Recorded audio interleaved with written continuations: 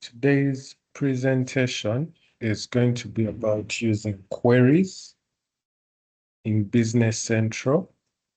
And I believe this isn't something new. I think we have all used queries, whether in Business Central or even in our other projects. For Alan and Irene, you use queries in Power BI. So I believe the things which I'm going to be presenting today are not new. Even for others who are who are using other programming modules or other programming mods, queries exist as a fundamental part of design. So we use them in SQL. We have them in PHP. So queries are not anything new. I'm going to share my screen and then we can start.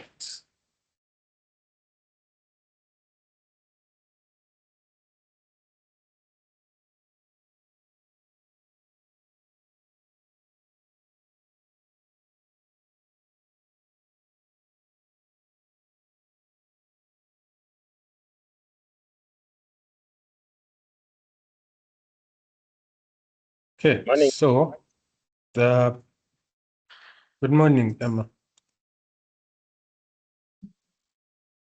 Morning, Hey. everyone. Morning.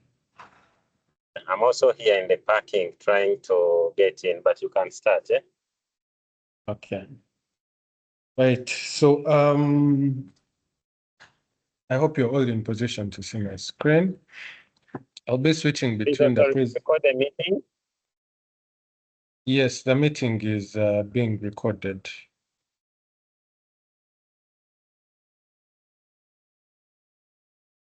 Okay, so let's confirm that. The meeting is being recorded. Okay, so I'll be switching between this and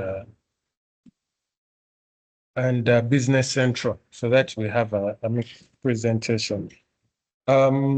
Since what we're going to cover is quite a lot, today I'm going to focus on the biggest part of it, which is using data links and linking data in queries, being able to pull data through data items and through joins, and then we'll cover the rest of the areas tomorrow because the rest of the areas build on what we're going to cover today. So first of all, what are queries? Queries are AL objects, and their main purpose is to retrieve, join, and aggregate data for different purposes, such as reports, APIs, or analysis. I'm sure that all the different people on this call have interfaced with queries, whether in their individual works or in company-related works, in different projects that they run. As I mentioned at the start, Alan and Irene, you're already using this in Power BI. I believe these are also available in the different areas that we use, such as Power Apps, as well as Business Central directly. So these are objects, the same way you have pages, tables, code units, reports, etc. Queries are also among them. They are not very commonly used though, because from our side as developers, we focus mainly on things like pages and reports, etc. However, queries are a powerful tool which provide functionality that sometimes is difficult to attain using reports and pages on their own. So there are two types of queries. The first is a normal query, and the second is an API query. A normal query retrieves records from tables in Business Central. and it can be used to display data on the interface, and it's created using a query object.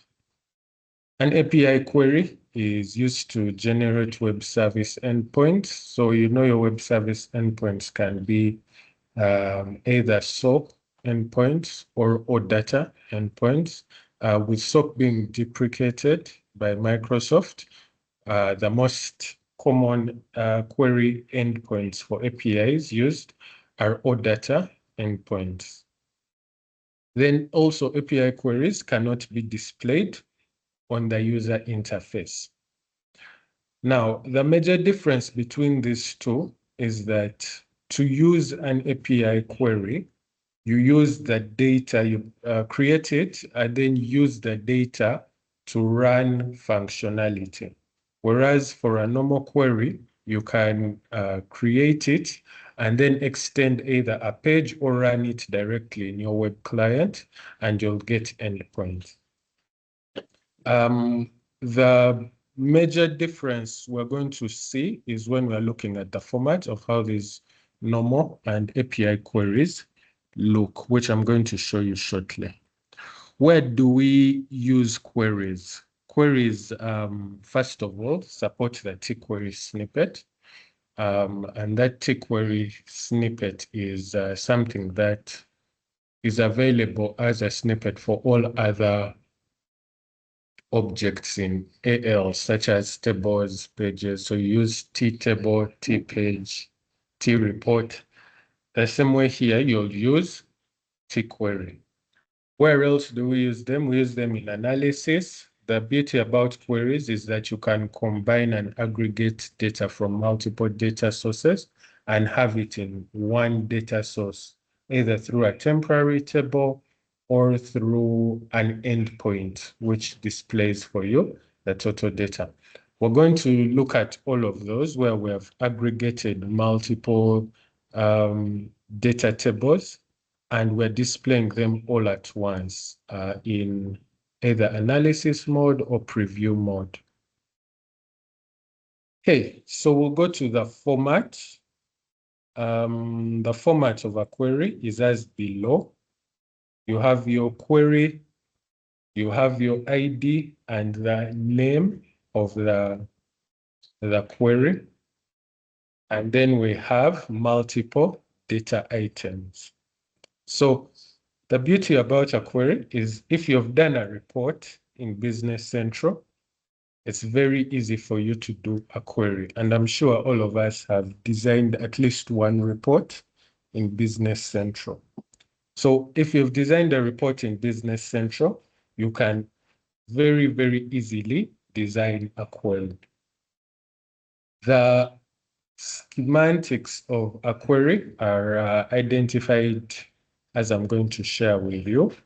First and foremost, you have your ID. In BC, all objects must have an ID. This ID follows the same basics as your normal object. So that ID must be in your range. We have our HRP range, so your ID should be in that range. Then it will have a name. The name also should be less than 30 characters. Then you'll have your element section, which contains the different data items or the different data sources that you're going to use. So you can link as many tables as you want and have them displayed to a user for analysis in one compact view. Something that's important to note is the data item link. And the purpose of a data item link is the same purpose as it is in reports. It links the first table and the second table. And we do that using a field or a particular field value. The second important thing that we need to know is the SQL join. And the join types are what we'll be focusing on for most of today. Because there are quite a number and they work in different ways. So you can be able to link different data items through your item links and have them displayed to you. So a quick overview of what we're going to do. Still in Business Central, I'm going to run what we have gone through just now. Okay.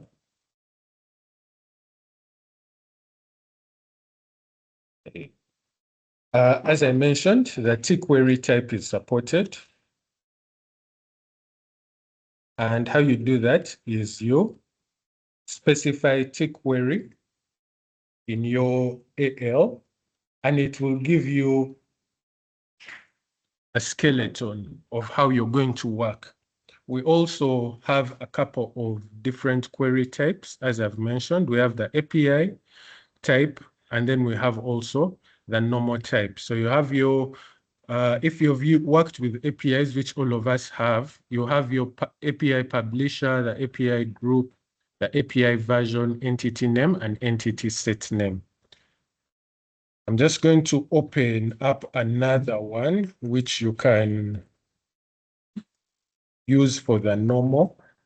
So I'm going to change this to query type as normal, and you'll notice that we don't need any other values in the entity set name. So if your type is normal, all you need to specify is query type, and then go ahead and specify your data items and your data item links.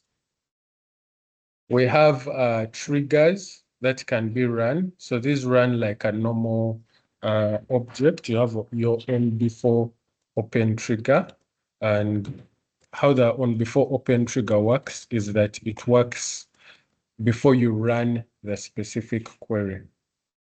So we're going to look at the different ways of how to link. This is just a skeleton of how a normal query is.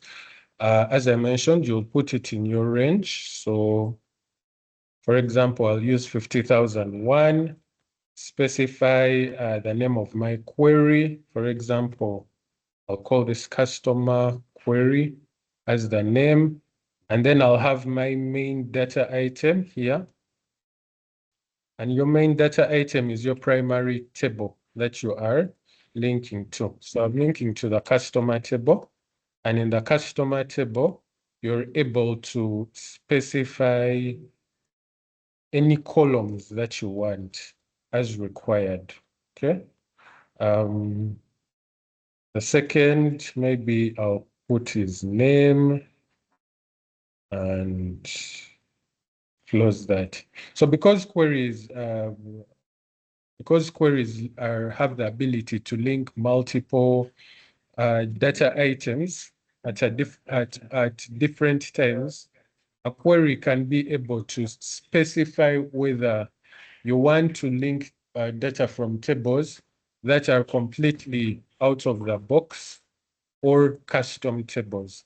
I've done one for a custom table. In this case, I was doing one for payment vouchers, but as linking users, payment vouchers, payment lines, as long as you have a data item link that helps you connect all the different data items, then you're able to have them linked in one query. Because as I mentioned, the purpose is to aggregate data from different sources into one.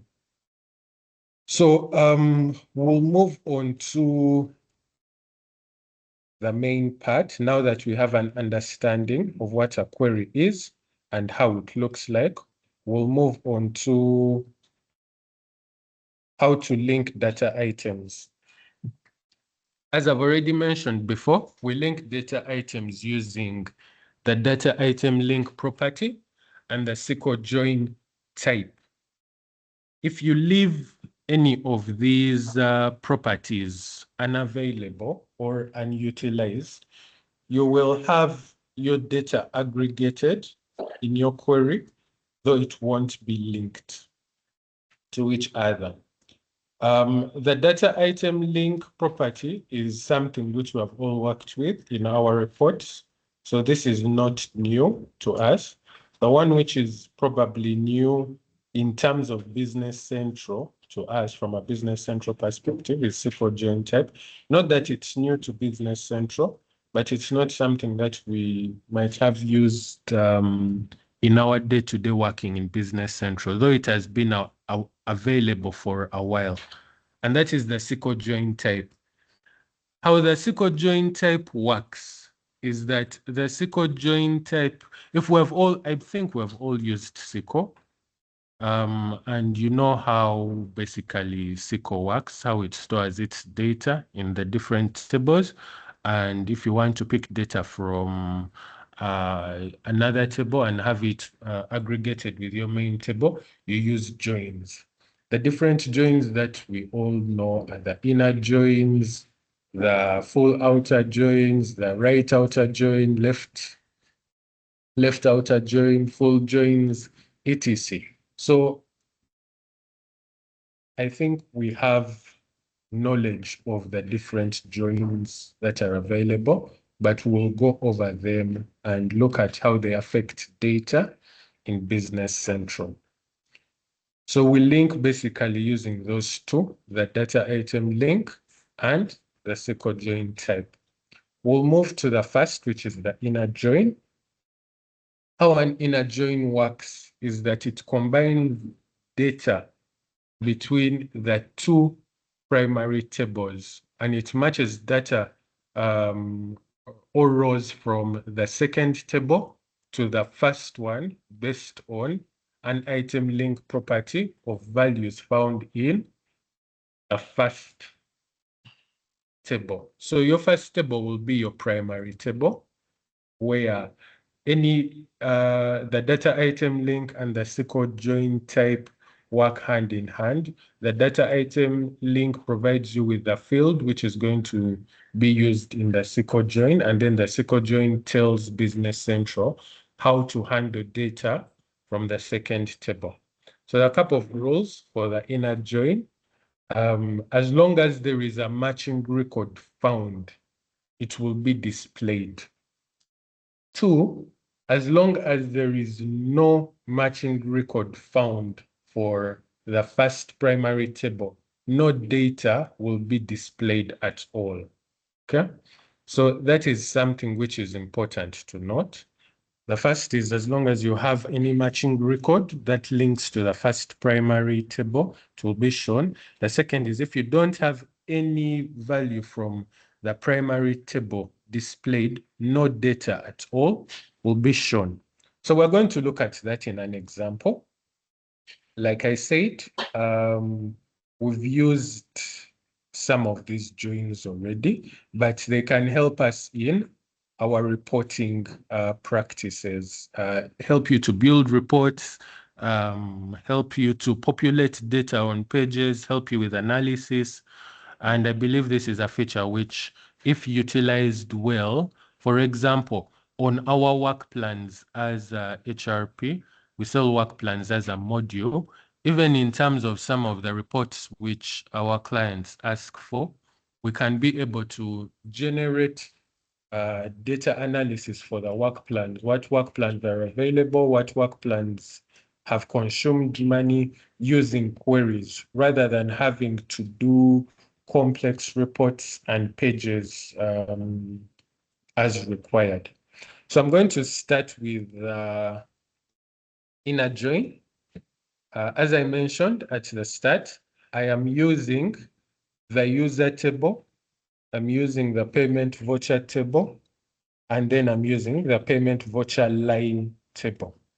And the purpose of this is, as I mentioned, you want to be able to pull data from your primary table and compare it against any values in your secondary table. So it's important to note that the table which is defined at the top will always be your primary table, and then the tables which follow after will be your secondary table. You can link data between your secondary tables still using the join type.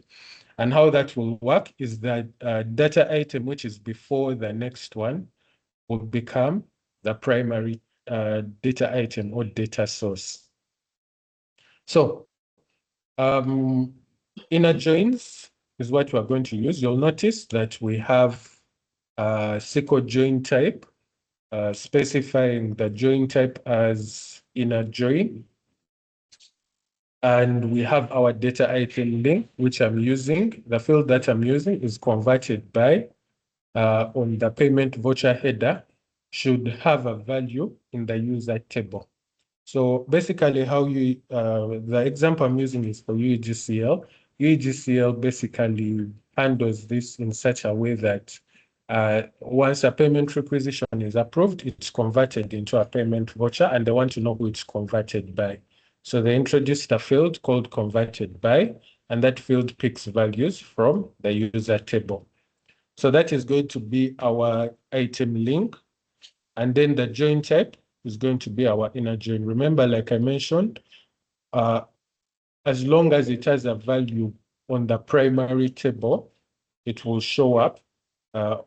Any values in the secondary table will show up.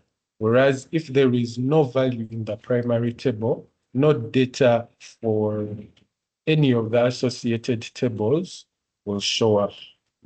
So before I even publish that, let's look at the payment vouchers that we have in Business Central. I'll just clear this filter.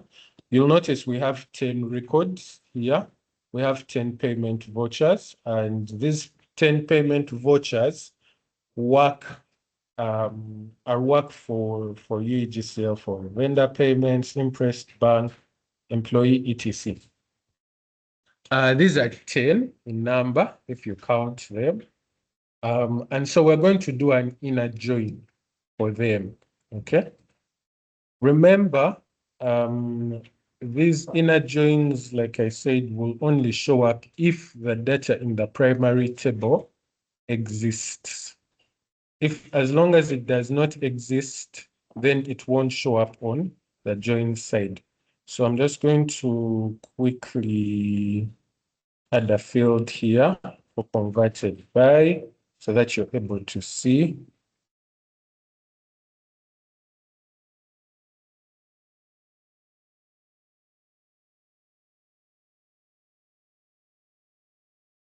Okay, so you notice that we have our field for converted by.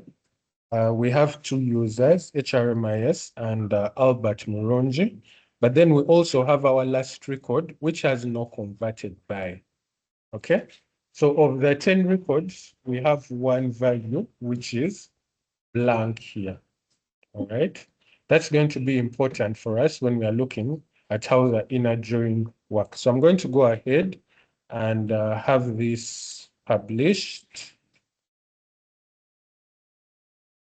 So I'll just be using the same query and changing the join types.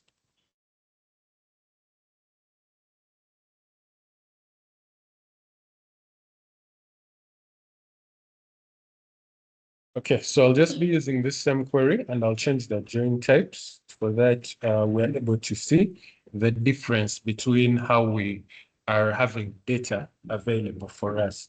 So you'll design it as a normal query, specify your join type, specify your data item, and then have it published.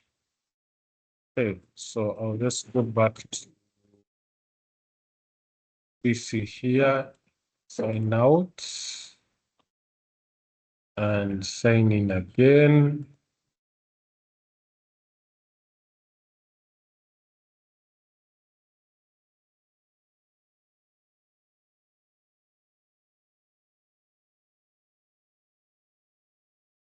Okay, so I'll just click OK there. So as I mentioned, queries are of two types. We have the normal queries and we have the API queries. Normal queries can be, the data can be displayed in Business Central, whereas API queries, you only access them through an OData link. Since we're running a normal query, I will show you there are two ways of how you can view your query. The first one is, and usually the easiest for people who are pulling data for whatever reason, is to run it directly through your browser, the same way how we run our table. So we'll specify question mark Okay.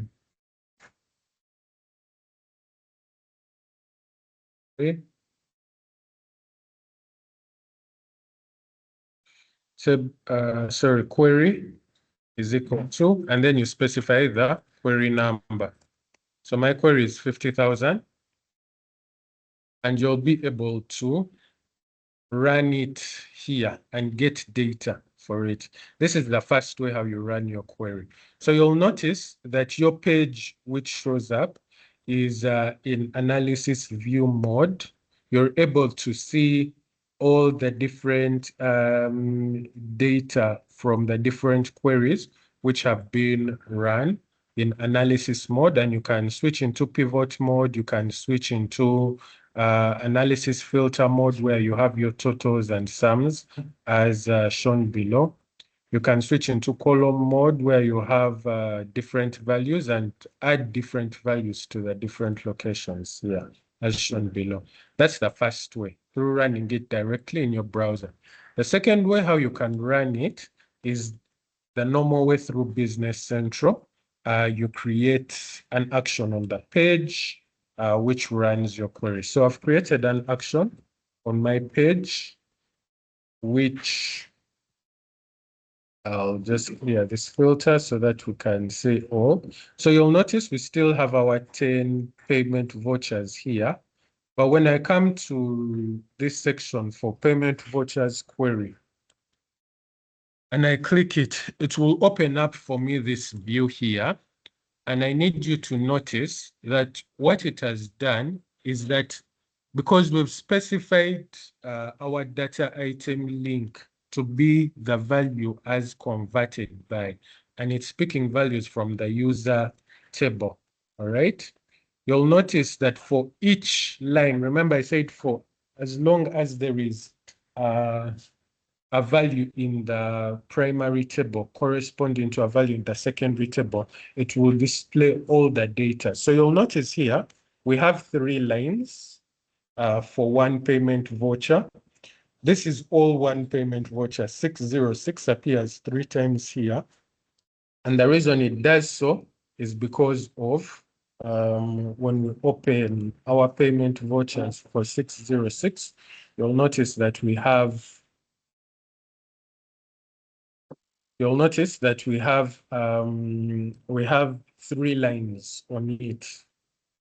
So I'll just come to the payment voucher subform. You'll notice that we have these 3 lines: training and travel inland, for 3 different lines. That is reflected here on our payment voucher query. So it will pick each line as long as the primary data source specified in the primary table and the secondary table have a value. So this is one payment voucher. The second is 608. If you count this, you'll notice we have a total of only 9 payment vouchers. So 1, 2, 3, 4, 5, 6, 7, 8, and then these 3, making only 9 payment vouchers. Why do we have 9 payment vouchers here in our analysis instead of 10?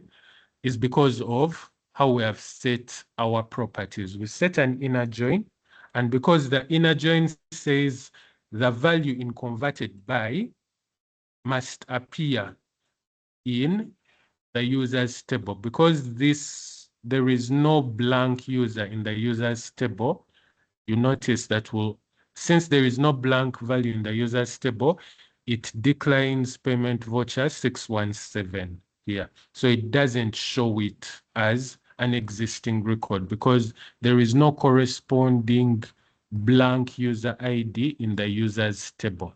Whereas for all these others, they exist, all the other values of converted by exist, there is no blank value. So it only shows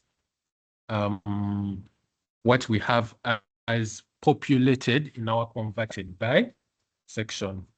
So that's your inner join. I'll move on to the next, which is our left outer join. Our left outer join, how our left outer join works is that it picks values which only exist in the left table. So in the left table, when they say the left table, because Business Central has no left or right, we have upper and lower. They consider left to be the upper side and right to be the lower side. So it will pick values which only exist in the upper data item. All right, even if it doesn't have an existing value, it will show up there. So how we're going to do that is I'll just come and change the SQL join type from inner join to left outer join. And I'll just go ahead and have that published.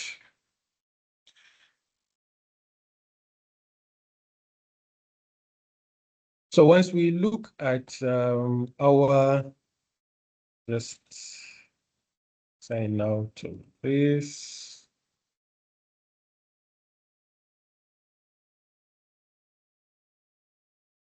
Okay. So once I look at our sign in again.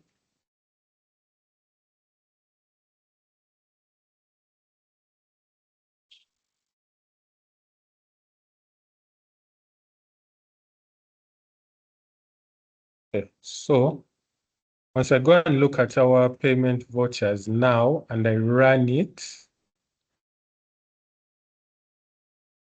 I'll just clear this. So we still have our 10 records here. However, when I now run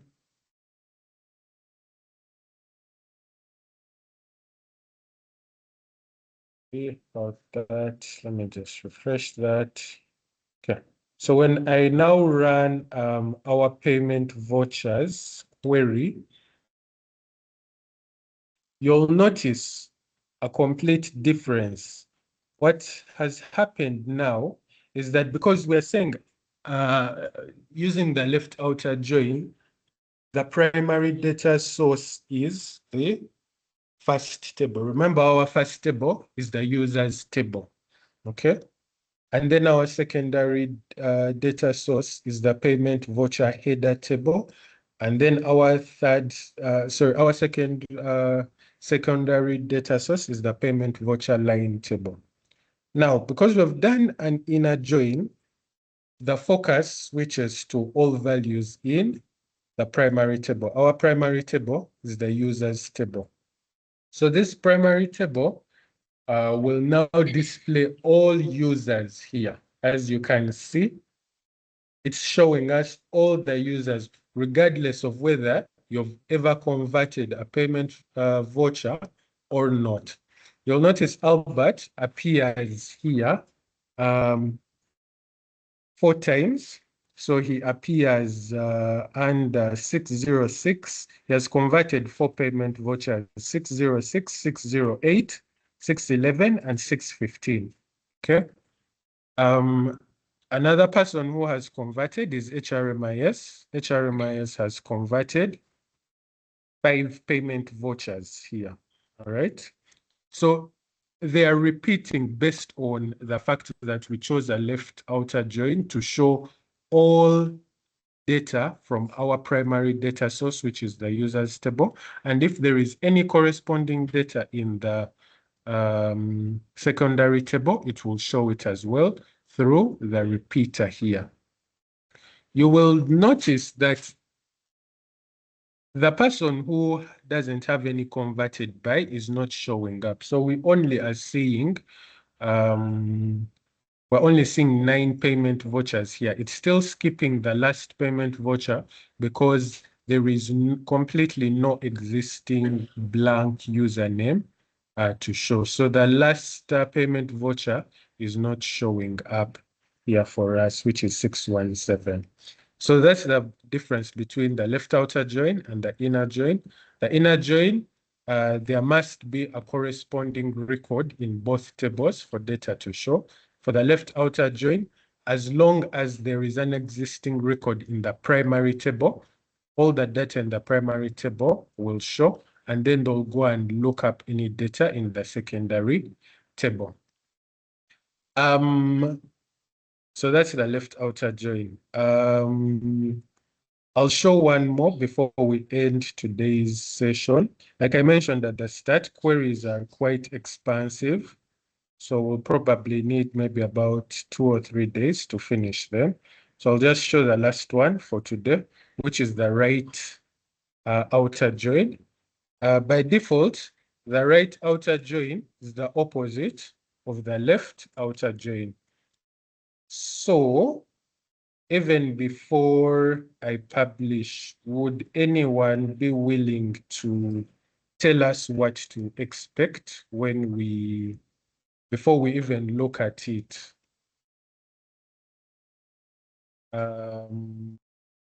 Joseph, what would we expect the right outer join to show us? Since by default, it's going to be the exact opposite of the left outer join.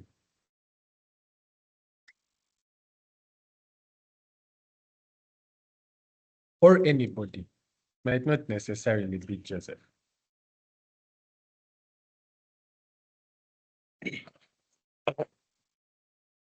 I think we just showed that one that doesn't have the converted by use. Okay.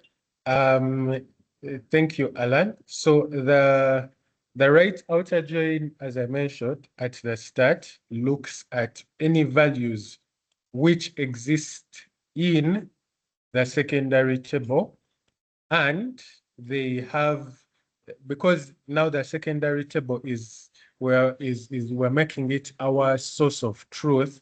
Any data which exists in the secondary table, regardless of whether it exists in the primary table or not, will be shown. So just going to refresh this. Sorry, sign out and sign in again.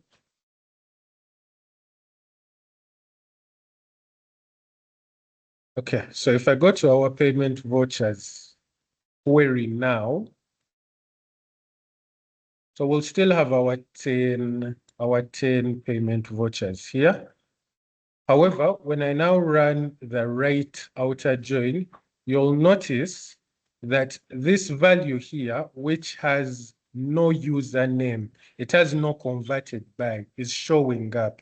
As Alan has mentioned, it shows up because our primary source of truth, our primary data source is now the secondary table. The secondary table has one record which doesn't have a converted by, and it shows up here.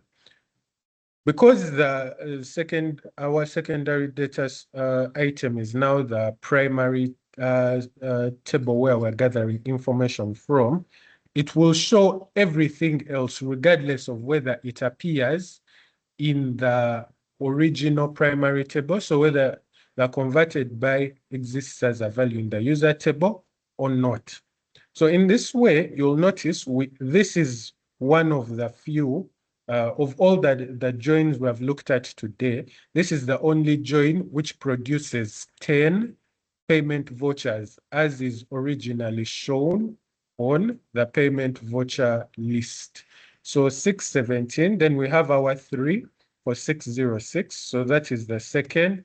Then 3, 4, 5, 6, 7, 8, 9, 10. So this is the only join of the ones which we have looked at today, which is going to show you all your payment vouchers, regardless of whether they were converted by an existing user or not, with the user being the primary table. Right. Before we end today, I'll just quickly look at one last feature, which is the pivot mode.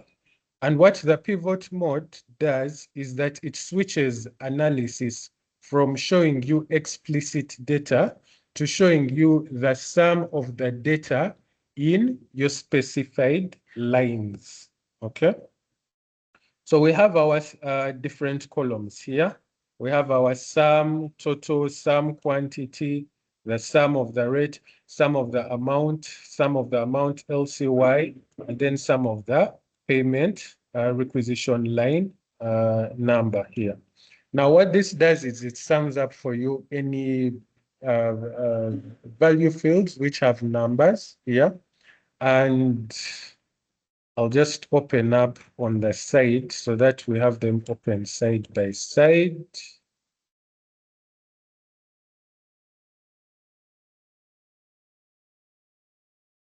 And I'll open up our payment vouchers here and remove the filters so that you can see everything. Okay, so you'll notice that, for example, starting with starting here with our different lines here, we have a total sum of 200,000, which is 617. Remember, the value, the one which didn't have a converted by, is the one which shows up at the top because it disregards any primary values. So we'll have our 617 here. And what it's doing is it's summing the total amount here being shown for us in the voucher subform. Disregard the beneficiary lines because remember, I've not used beneficiary lines in our query. So we're not looking at any values in the beneficiary lines. We're looking at values in the payment voucher subform or the payment voucher lines. So it's summing up the total, which is this 200,000. It's summing up the quantity here. You'll notice we have quantity of 1, which is this same quantity here. It's also summing up the rate amount, which is this value here, because we only have one line. The LCY amount, which is this, is only 200,000.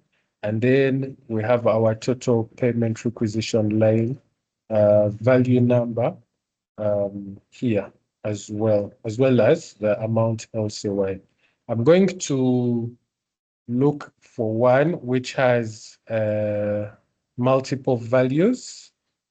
So let me just look for one which has multiple values here.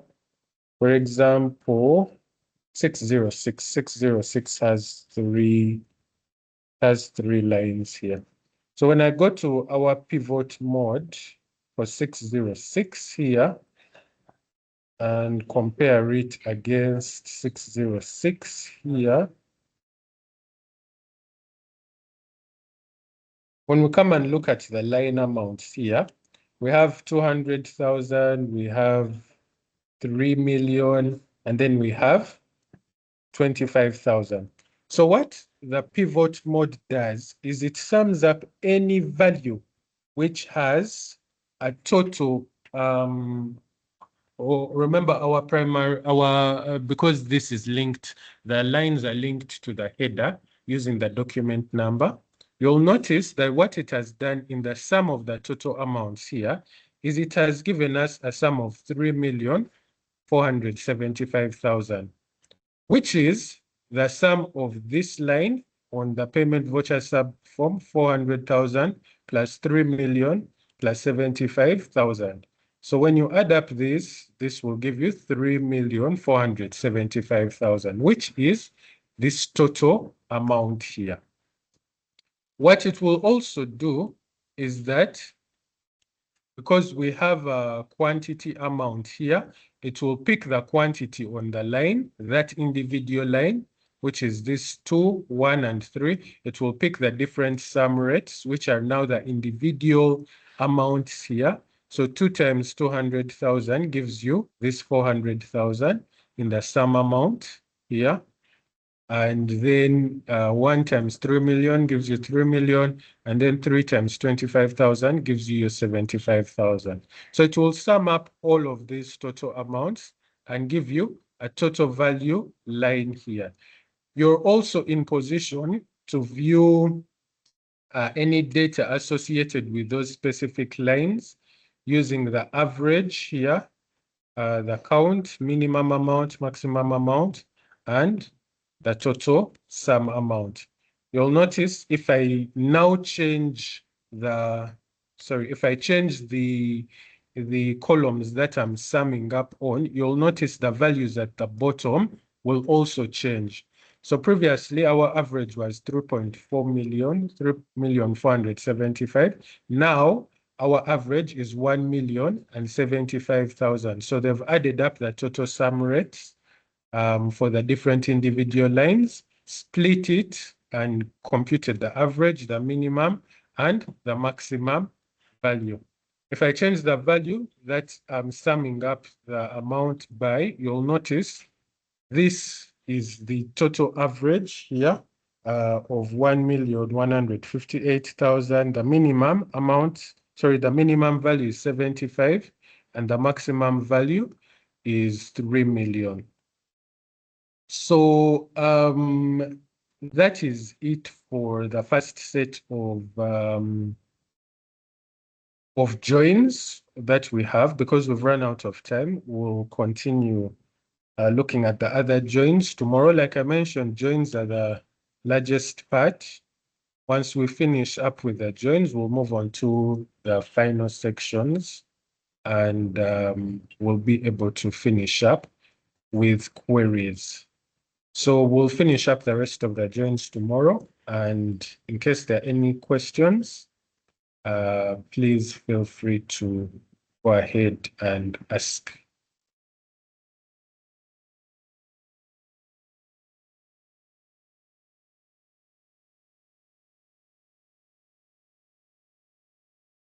Okay, if there are none, if there are no questions, I think that will be it for today.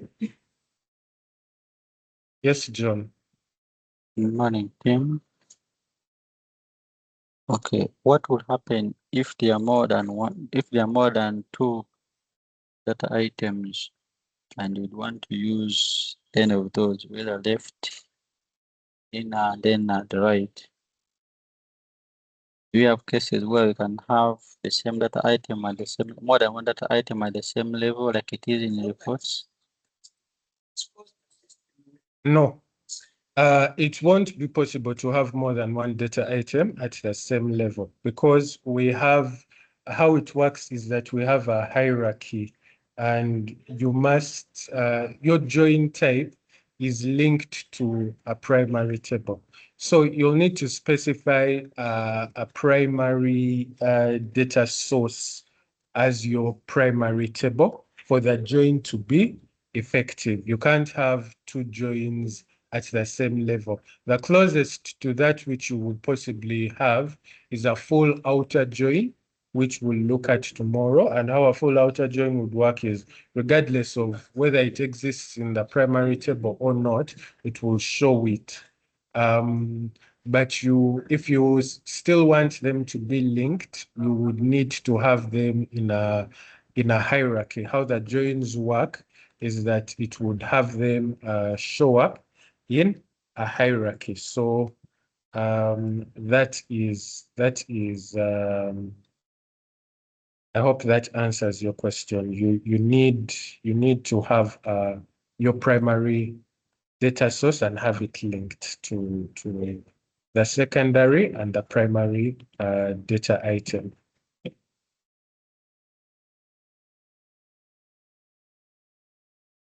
All right, thank you very much for watching. I think we've utilized our time. This has been very informative. There are also some other use cases. I don't know whether you would be in position to present them, where you can use a query to design a graph. These graphs that you normally see on the Role Center. But let's see what we prepared for us tomorrow. And then if times allow, I'll also show the team how to utilize these queries in other things. Yeah, thank you so much. And I wish all of you a great day. Thank you.